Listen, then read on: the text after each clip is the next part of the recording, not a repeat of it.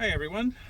So today I wanted to do something a little bit different, and one of the things I like to do in my spare time is to run around the back country and the back roads and just take pictures of stuff.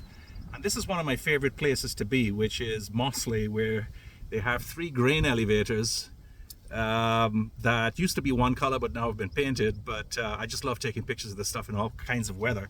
So I thought I'd stop here, and I'm going to be talking once again about this, which I've reviewed already, but I thought I'd talk about again because it kind of talks about it refers to a number of things that I really want to discuss as well.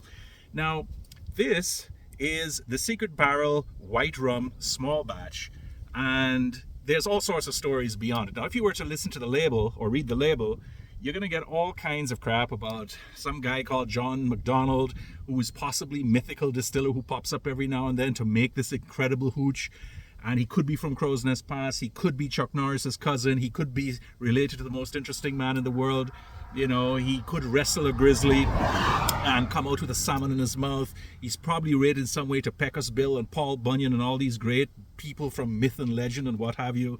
But the truth is that it's just a story. It's complete bullshit, right? Which I like. I mean, I do like the imagination, but really, let's not gild the lily here. It's complete nonsense. The founders of the family, of the company, sorry, which is the Secret Barrel Rum Distillery, is like, I don't know, three lies in one. Here's the thing. It isn't a distillery. They are blenders. And it is a guy called Adam McDonald and his three college buddies from Alberta who formed this company in 2015. And they started to make this very interesting rum, or they tried to, because they saw that there was sort of like a space for quality white rum or aged rum out there. Now, they didn't make a distillery, so that by itself is nonsense too. They are, or were, blenders. And what they did is they cast around looking for stuff to get, and they finally found it from Banks DIH in Guyana. Not DDL, let's be very clear about that. This is Banks DIH. So they bought some neutral alcohol stock, and then they kind of like gave it over to Highwood Distilleries in southern Alberta. We've talked about them before. They were part of this completely forgettable merchant shipping white rum that we talked about before. And you know what, at the end of the day, they made a white rum and they sold it around the place, and a whole bunch of outfits were kind of like bought it and put it in their shops. But the truth to tell, it really isn't that interesting. Now, because I drove off of my house, which is like about 2-hour drive away, without any glasses, I'm going to give you tasting notes on the basis of my memory. This morning when I actually did taste it, and I did another video which I just didn't like enough, that's why I came here. And essentially, this is a rum. It's white, it's 40%, and it is completely forgettable, right? I mean, just sniffing it, I'm going to do it this way. I mean, there's nothing here. There's just nothing here. This is a 40% rum, and it has some taste. It's a little bit better than the merchant shipping, which is damning it with faint praise.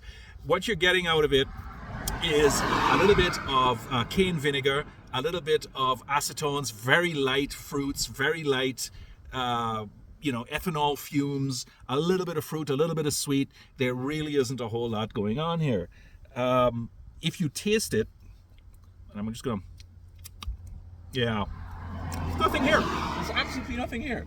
You know, it's very smooth, very easy, very light.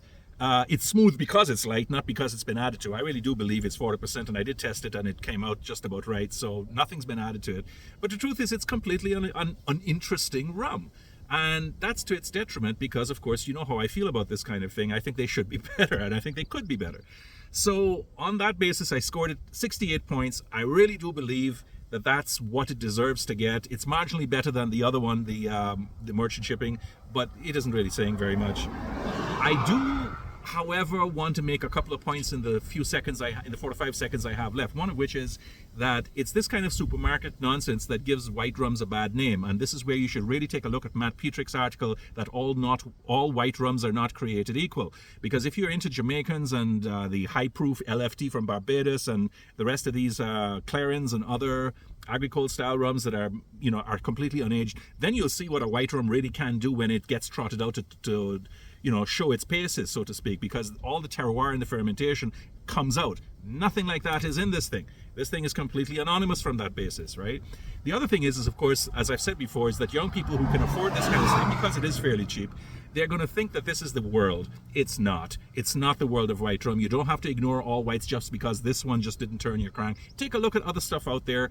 See what you can do, and quite frankly, I think although this one's forgettable, others won't be. So if you want to think of something that is going to help you stay away from supermarket whites, this is definitely one. The Secret Barrel isn't really anything that it's purported to be except a cheap mixer. Leave it at that, move on, and if you disagree with what I'm saying here, by all means let me know.